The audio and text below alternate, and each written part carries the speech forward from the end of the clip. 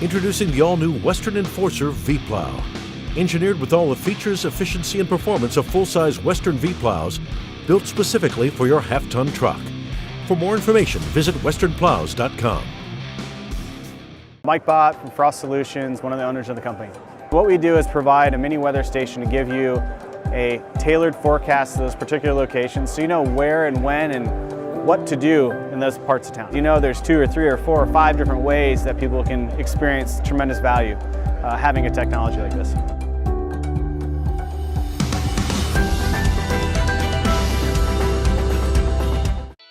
Welcome to the Entrepreneurial Journey with your host, Dave Westcott.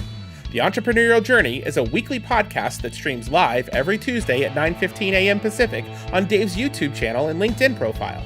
Now here's Dave with this week's episode.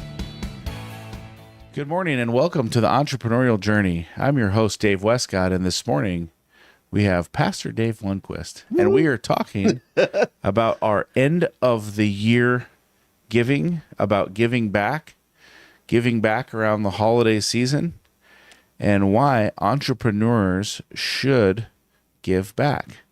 Giving back is good for business. Good morning, Dave. Good morning. Merry Christmas. Merry Christmas. Christmas is just a few days away. I know. It's going to be really fun. Are you guys doing anything special?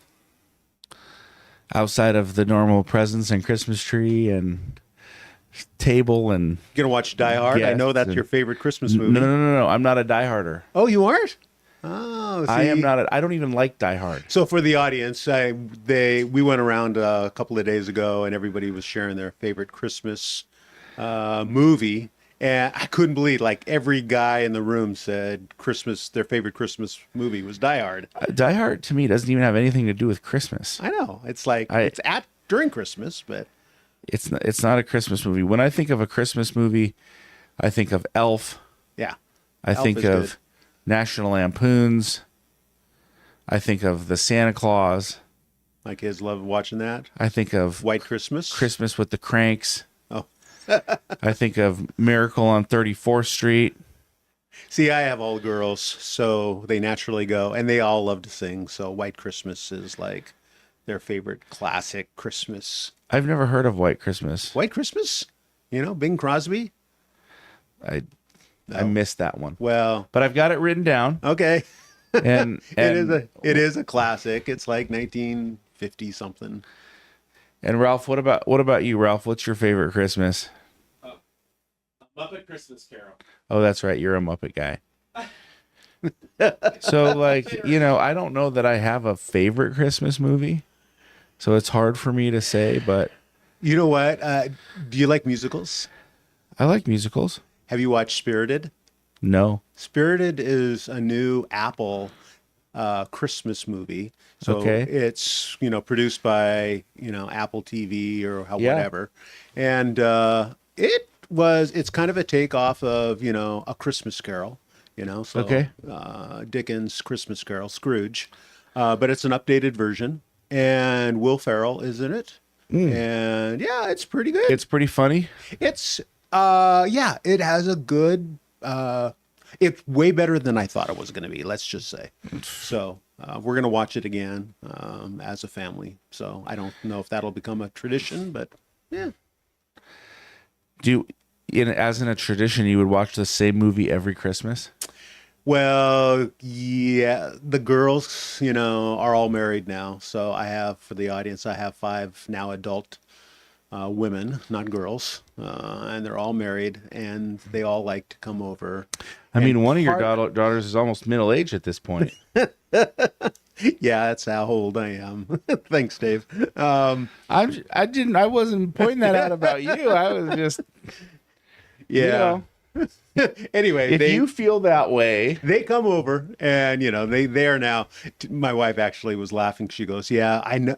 They come over to my house and plan Christmas for me now, and they don't even ask me, And for years it was, it's our house, it's our event, but now they come over and it's their event, and kind of leave her out, which is kind of crazy, but at least they want to be there.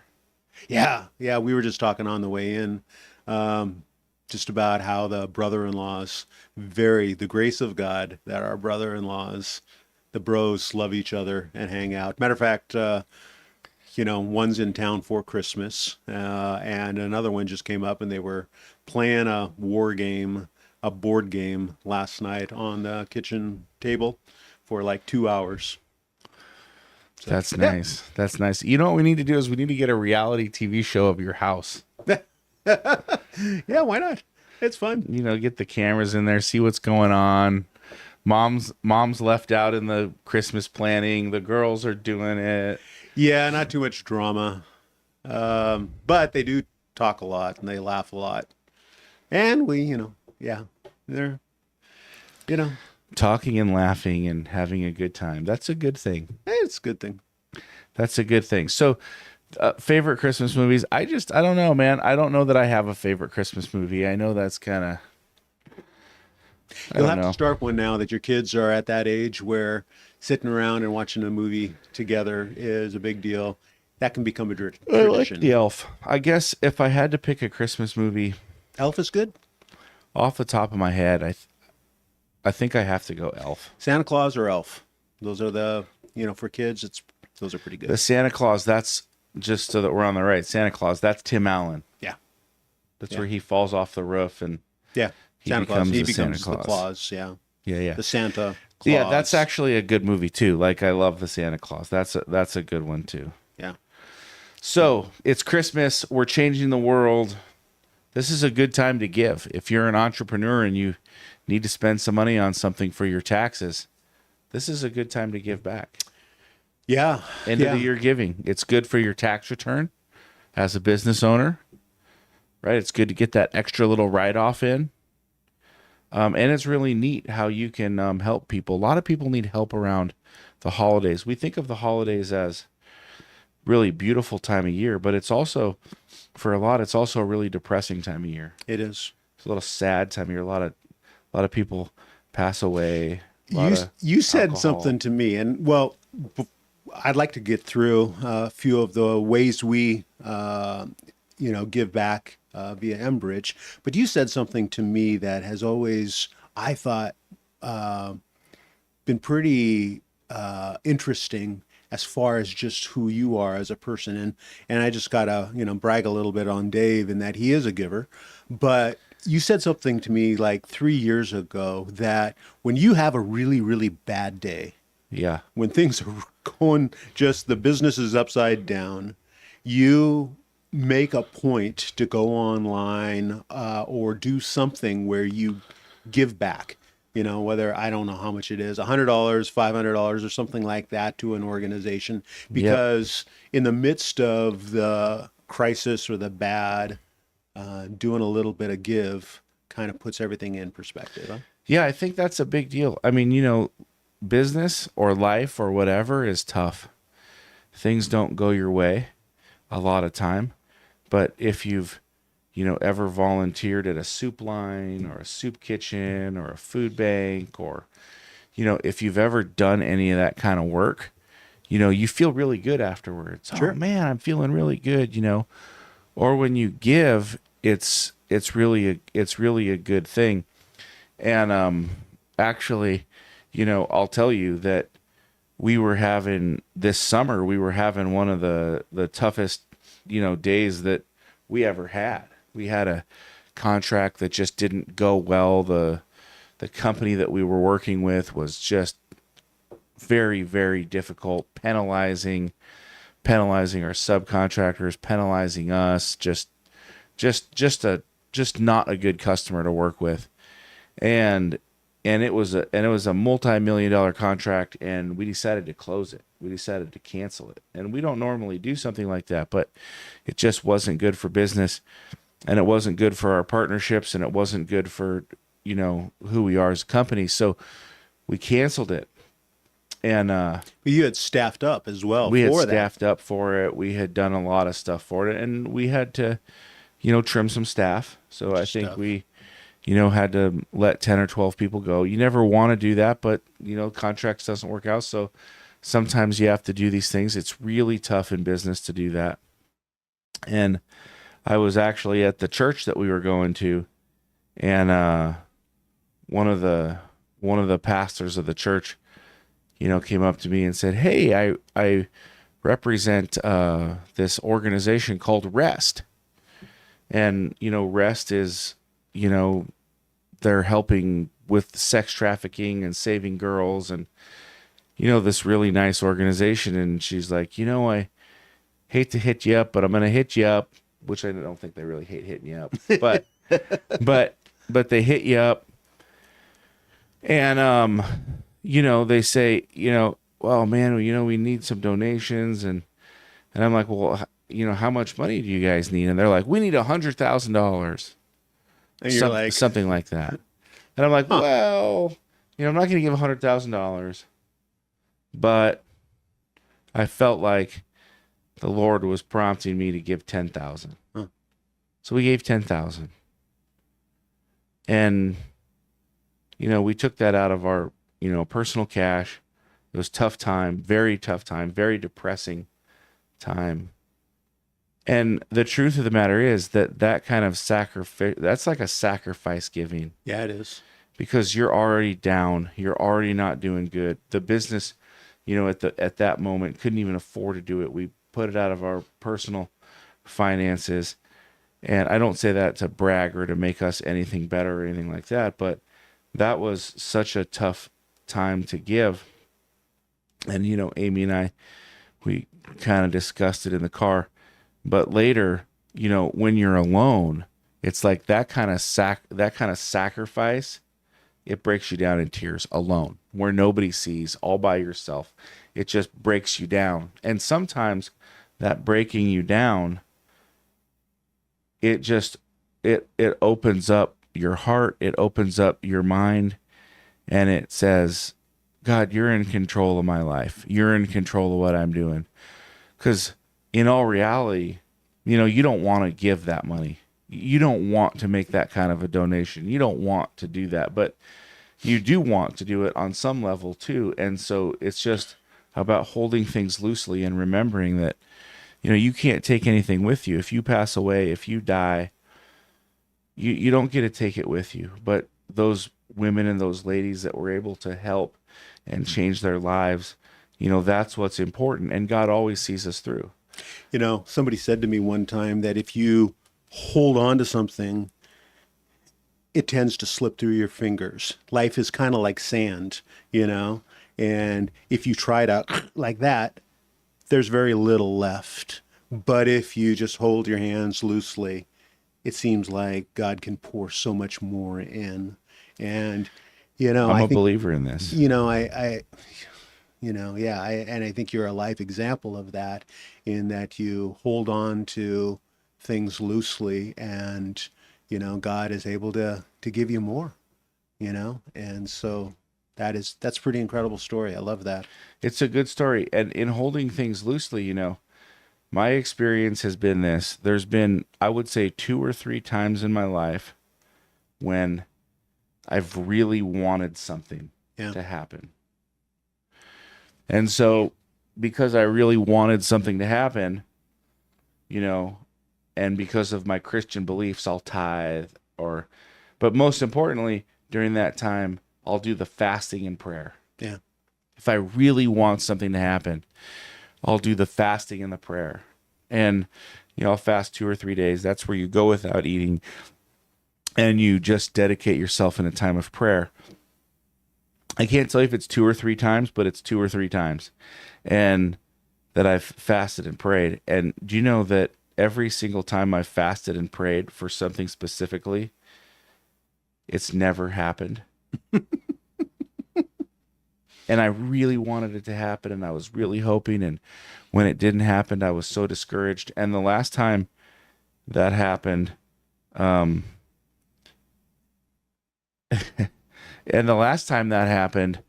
was like, okay, man, this is so disappointing. And you start to question, things, and you start to, and I felt like God said to me, have I not taken care of you? Yeah. Why do you need this to be released? Why do you need this to happen? Why do you need this to be gone? Because you want it to be gone? Because you'll feel better? about it being gone because you want to control it? And have I not taken care of you? Do you not have everything in your life that you've ever thought about, dreamed about, or wanted? And the truth is that in my life, I've had everything I've ever wanted, dreamed about, or could imagine, and more. And more. And more. Yeah. Like there's nothing in my life. Like people say they've got the bucket list. I have nothing on the bucket list. Like if I want to make a bucket list, I got to make a new bucket list.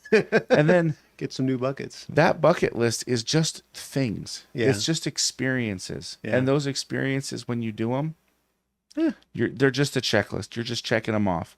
And they're not really that big of a deal. But that's a life of blessing. And that's a life directed by the Lord. Even though there's many hard times and many times where you're like, oh, this is the worst day ever. Oh, I can't believe this happened. Oh, I'm so disappointed or frustrated or whatever. But the Lord blesses you. And it doesn't work out the way that you want it to work out many, many times. I want to be free of this. I don't want this hanging over my head. Kind of like the Apostle Paul with his affliction. Yeah. He wanted this affliction to pass. To go away. 3 times he prayed. But it never did it? Never did. And so sometimes that affliction just hangs out with you. It does. And, we are so now oriented. But if you look back, you see the hand of God. You see the blessing of God. You do. And you see, hindsight is 20/20. And, I think that, we are so forward looking and, especially I think you as an entrepreneur, you're always, what's the next mountain to climb, which is, part of the way God has made you.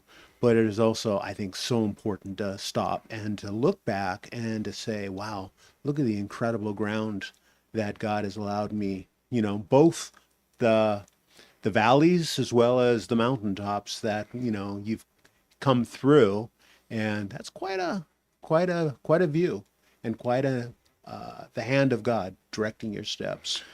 Yeah. The truth of the matter is, life is like this. It's just a weaving path, it's always going somewhere, and it doesn't always go the way that you think it's going to go, nor do you end up where you think you were going to end up. And that's a funny thing. But, I think like 3 or 4 years ago, I started to journal. Yeah.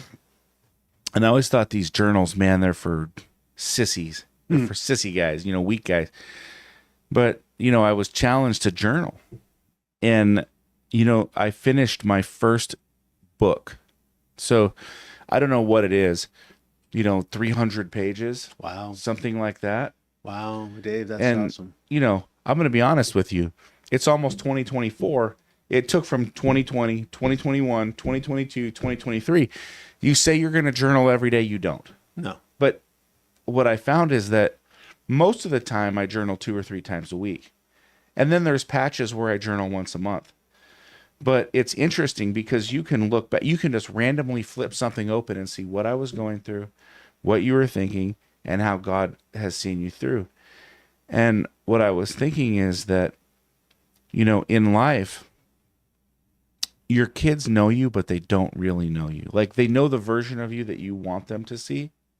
They know the version of you. Like I always thought of my dad, as like, oh, the strongest guy, the toughest guy, just no problems, never sweats anything, just like that. And, and that's kind of like my hero in some ways too, because just so strong.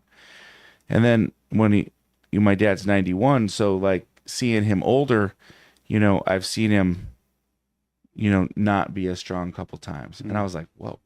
And it really took me off guard. Like, whoa, and I really started to understand, oh man, he's got insecurities. He's got weaknesses. He's got things that aren't, I never knew that about him. I never saw it. So I never knew my dad other than anything of just being a dad.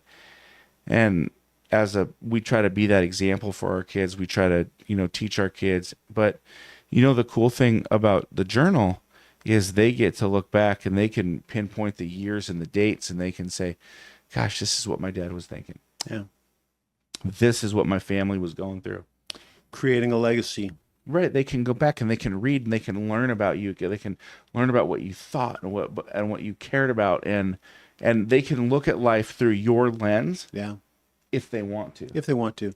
And you know what? They will, and it depends, who they are. The boys, little D, when he's 15 or 16, is probably not going to care. Nope. But at 30 or 32, when he's facing his own battle, mm-hmm. and if he has the ability to kind of look and read and think, man, that's going to be a huge rock in his life. It's going to be that thing that he can go, okay, this is my family identity. And that's what I think, you as a dad gets to create. You could get to create a family identity. And I also think that, personal identity, our own identities, the cornerstone of our personal identities to some extent is our family. And I think that's why so many people struggle with their identity today, is because there is not a solid family identity that their mom and dad built in them. And so, there's all sorts of issues there. And it's Christmas. We're getting back to Christmas. You know what? It's a new year. It is a new year. Yeah. So, the things that maybe you don't like, or the things that you want to change, or the things that you want to adopt, now is a great time to do that. Yeah. Yeah. And I think family planning, casting vision is so important. And, I don't know how many people cast vision with their family. You have a family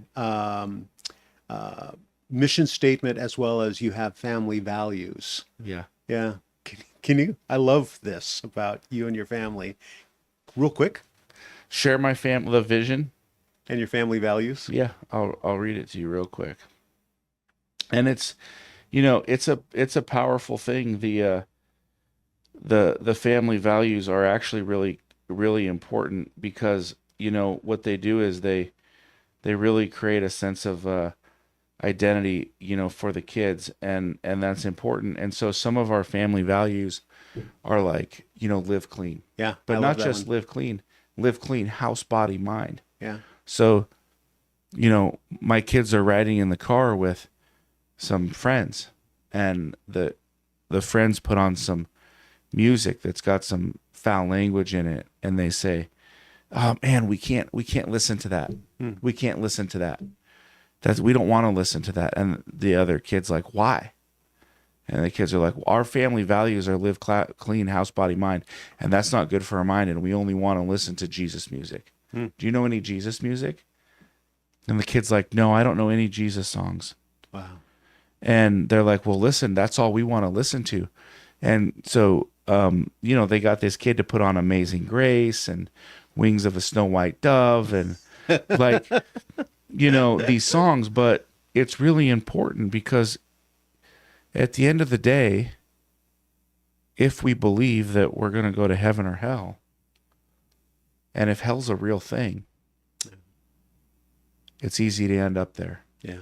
So our family values are simple: protect your family. Yeah. Live clean, house, body, mind. Follow Jesus. Dream big. Live with peace and rest. Be a tither. Little D's favorite. Be bold and very courageous. Have faith and hope in Jesus. Love our family. And no outbursting. No outbursts. No outbursts, because outbursts Self-control are, they're no bueno, right? Yeah. Self-control was a huge thing in our home. And we would teach our kids about the importance of self-control, Yeah. And that's You don't want to fly off the handle. Yep.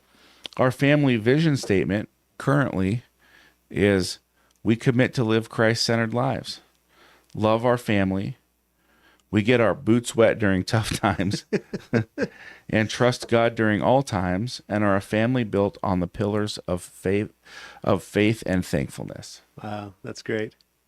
And they say that every morning. That's great. They go through that every day, and it just reminds them of, who they are. And you have something similar, I mean, in your family where you created slogans of sisters are sisters forever or something like that. Yeah. And we had family slogans, and our last name is Lundquist. And, we would always say, hey, remember you are a Lundquist, and use those statements to remind them who they were and of their family, and how important family is. And you know what? It's paid off. And the girls love each other. The bros love each other, the brother-in-laws, and it's good. Christmas, bringing it back to Christmas, is a good time for us. It's a great time to be able to gather. Time. Yeah. It's also a tough time for a lot of people. It can be.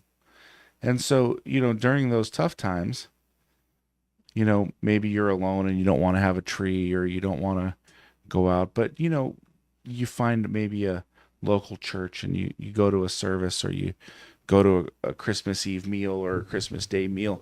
It's good to just participate with people. And one of the things I learned a long time ago is, you can sit at home and you can say, no one's calling me, no one's asking me to hang out. And you can feel sorry for yourself, and you can feel down, and you can feel alone. Or you can pick up the phone and say, what are you doing today? Yep. You have any plans? Want to hang out? Yep. And don't isolate. And at the end of the day, you have that choice. You can make that connection. You can make that connection with people. And sometimes you don't feel like you want to, or maybe you don't feel like you're in a place to, but there's always somebody who wants to spend time. And there's always somebody to help. But sometimes you have to be willing to, ask for the help. Yeah. And that's what mBridge is all about. It's all about giving a helping hand to those in need. And that's part of our business mission, change the world. It's part of our culture, part of our DNA. We have to refine this and work on this and learn this all the time. But some of the places that we give back to through mBridge are really working to make a difference. And I don't know, what would you say are some of the top places we've given to this year? Well, yeah. Glad you asked, because I have it right here. You know what? There are so many great organizations out there. Part of what I do with Dave is, we try to find the ones that really align with our vision and our heart. And so, Dawson Place here in Snohomish County, they are a child advocacy center, and matter of fact, that's a great place to volunteer if you want to. So any child in our county that has gone through abuse, right now our county has Dawson Place for them to be able to go to, get help, be able to share their story, one time, not multiple times, but one time with the authorities and with everybody that they need to. And while it's a sad place, it is an amazing resource for our community. So that's one. We just gave money to an organization called IDEA, which is International Deaf Education Association. Yeah. And they have about 700 deaf students in the Philippines.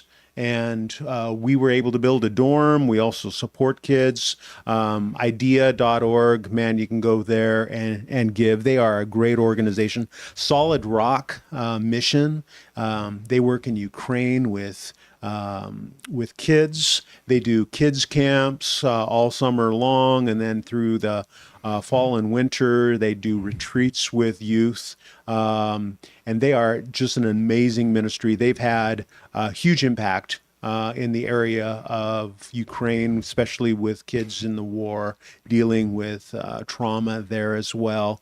And matter of fact, because Slavic is always looking for ways to be able to be a blessing, we were able to help him purchase 50 wheelchairs, 50 electric reclining armchairs, rolling frames. And these are all for people affected by the war, both the Ukrainian veterans as well as some of the Ukrainian people, like bathing chairs, mattresses, things like that they were able to purchase and get to people in need, because there are a lot of injured people in the Ukraine right now.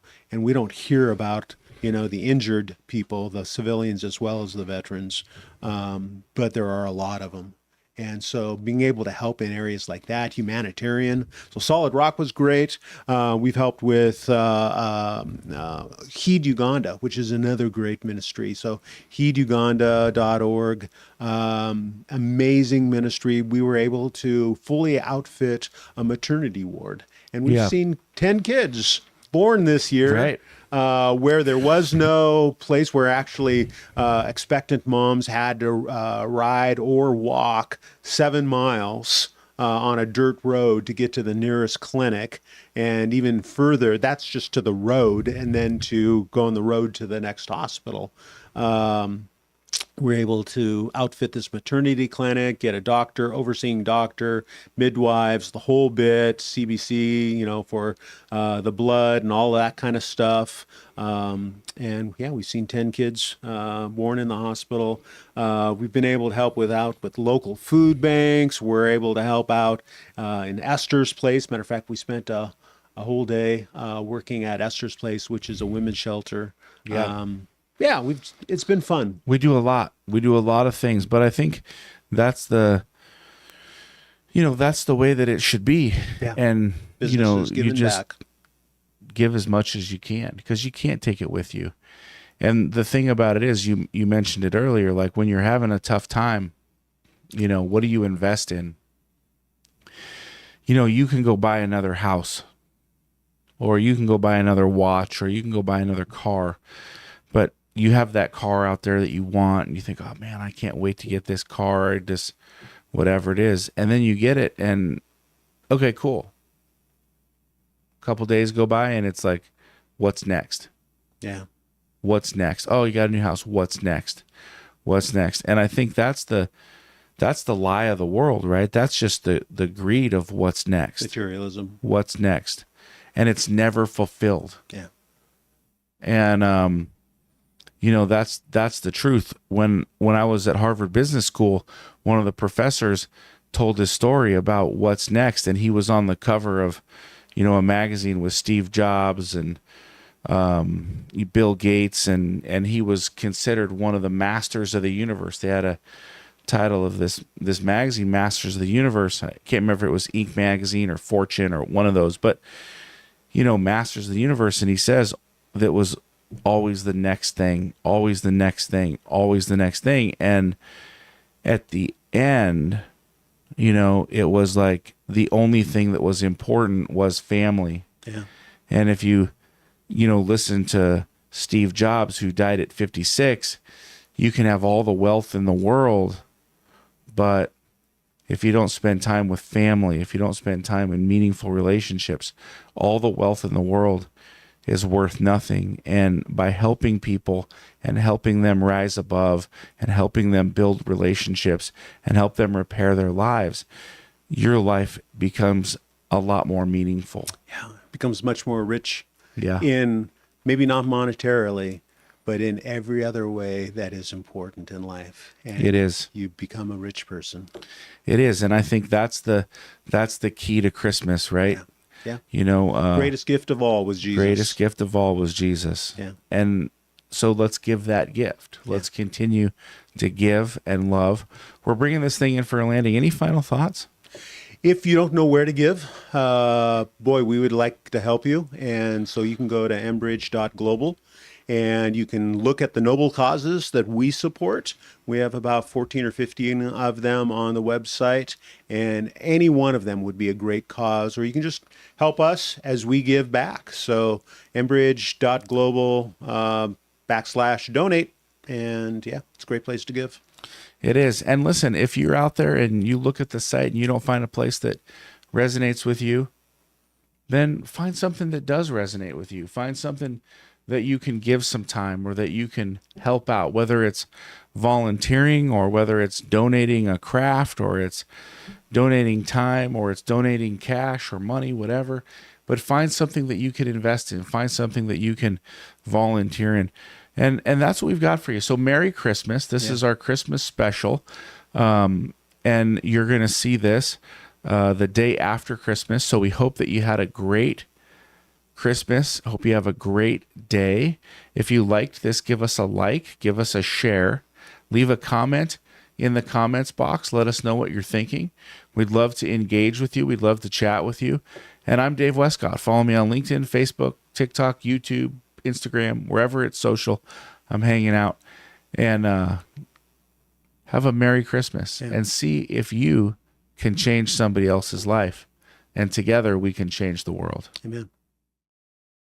Mike Bott from Frost Solutions, one of the owners of the company. What we do is provide a mini weather station to give you a tailored forecast to those particular locations so you know where and when and what to do in those parts of town. You know there's 2 or 3 or 4 or 5 different ways that people can experience tremendous value having a technology like this.